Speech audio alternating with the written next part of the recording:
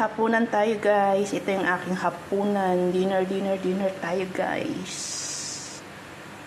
So ayan guys. Ang ating hapunan ay cookies.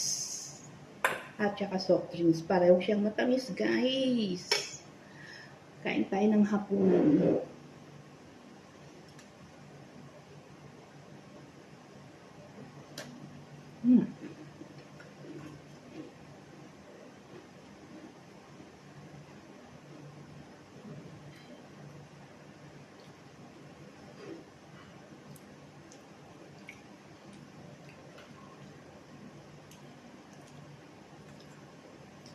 Kakatamad mag-isip ng hapunan guys kapag ikaw lang mag-isa, no?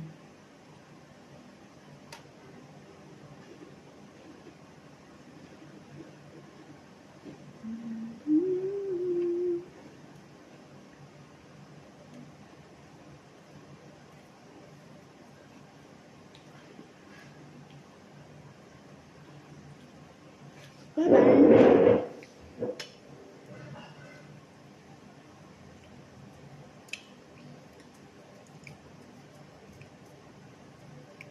Bye-bye!